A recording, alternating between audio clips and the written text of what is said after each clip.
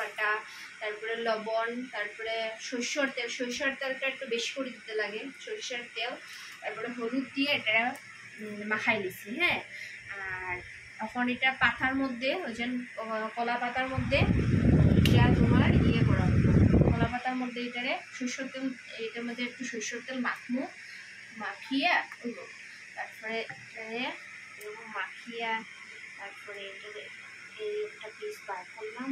এই যে একটু মশলা দিলাম, মশলা দেওয়ার পরে একটু তেল দিতে নিন কি এটা মশলা দিলাম, সরষের তেল একটু দেওয়া হলো, তারপরে এটারে ফোল করব।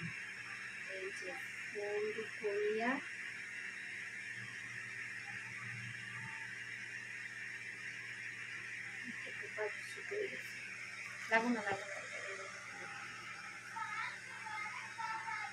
পাতাগুলো অনেকদিন হয়েছে না আনছি, পাতাগুলো ইয়ে হয়ে গেছে, নষ্ট হয়ে গেছে।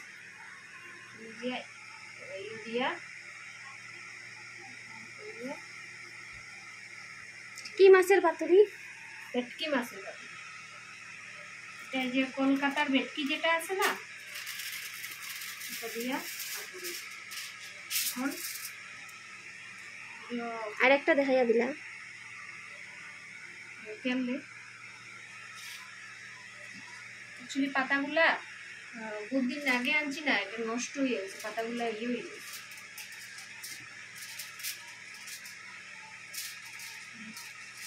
দিলাম,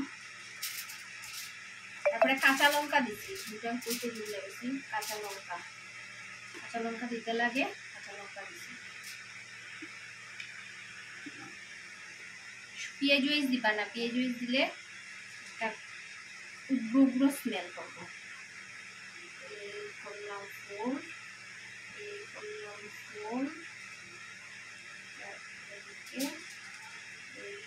লেবুর রস দিলে যান, লেবু জুস, মাছ মেরিনেশনও দিছি, একটু লেবু চিপা দিছি, নুন হলুদ দিয়া কালকেই মাইকা রাখছি। এটা তেল দো,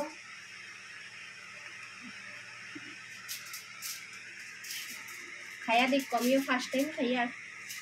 ভেটকি মাছ একদিন খাইছিলাম, ওকে শোনো খারাপ লাগছে না, ভালো লাগছে।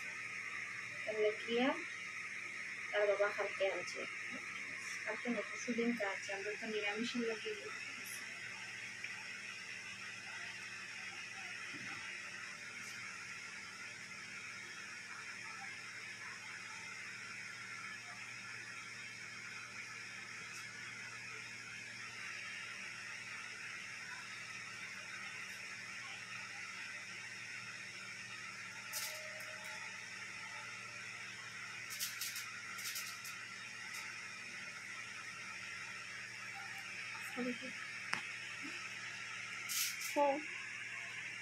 দেখছো, তারপরে এখন আরেকটা বানাই, মানে মোটামুটি আমরা মানুষ হলো 10 জন, এটা লেগে 10টা বানাইতে লাগবো।